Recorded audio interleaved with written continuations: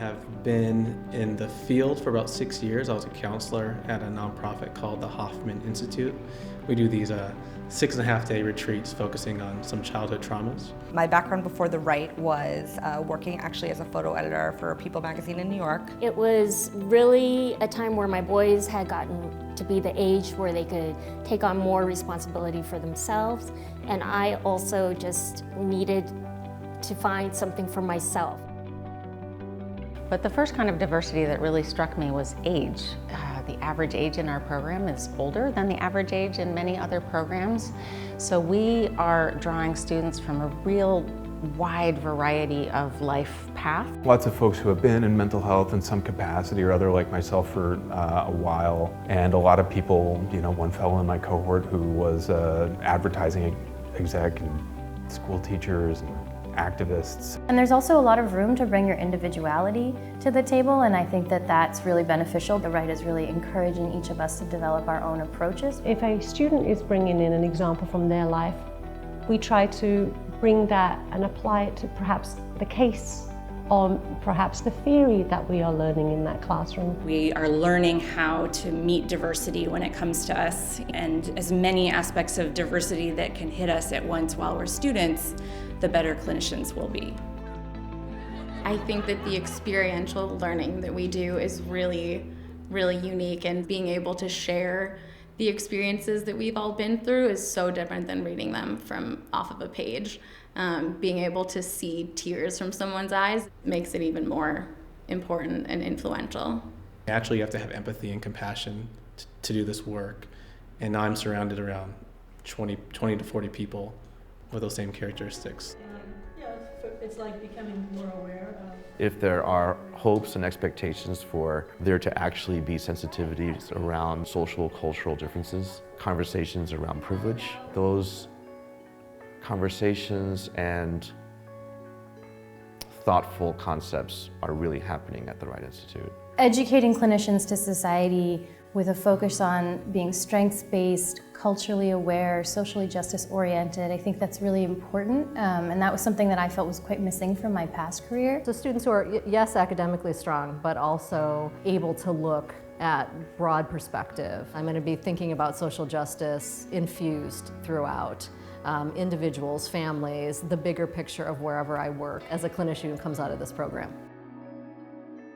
I think the school did a good job at realizing we live in a diverse world and has implemented social justice into all the classes. It's going to really prepare me as a clinician in the future.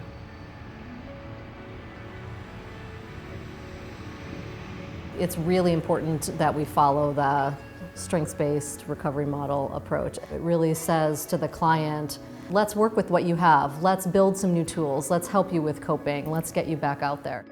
We listen to clients in terms of the outcomes that are most valuable to them rather than imposing from the outside what we think would be good for them. We use this along with including the family, cultural sensitivity, and being guided by evidence-based practice. It's not just you providing play therapy, for example, for kids.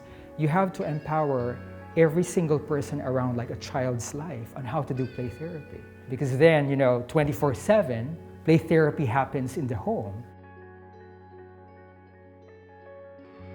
Second year students start a practicum experience where they're getting supervised fieldwork experience working in community mental health agencies. And our students have had multiple placements in a lot of very different settings, and we have students in school-based, we have students that have worked in outpatient clinics, we have students that worked in child care centers and hospitals. I will be providing services at a school-based setting 1 day per week with a high school. 1 to 2 days, hopefully 2 days at their clinic. This will be serving the population of Concord who identifies as LGBTQ. As I've looked now for practicum sites, there's just a level of respect for the students that have come from the Wright. Many of our students who have been placed at these practicum sites leave a great positive impression on the agencies. So oftentimes the agencies are contacting us for students versus the other way around. When students are enrolled in practicum, they are getting supervision from faculty and peer supervision from their other cohort members. Support goes way beyond the cohort here. I got my advisor the first day when we got here, and she's helped me practice what I'd be saying in interviews.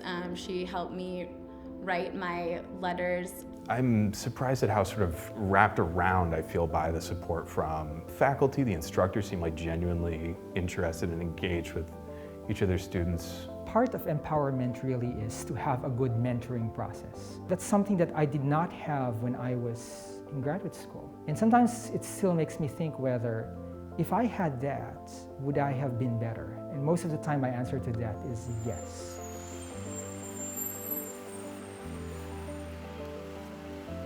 That was the main reason why I chose this school, was because I realized that they weren't just talking the talk, they actually implemented the material of multicultural awareness and diversity into the classroom, into the building. I really want to be that inclusive therapist that helps out with polyamorous relationships, LGBTQIA relationships. There are so many opportunities. We have graduates who go on to work as frontline clinicians in community mental health clinics. Some start private practices, some start teaching. Many do a combination of all of those activities.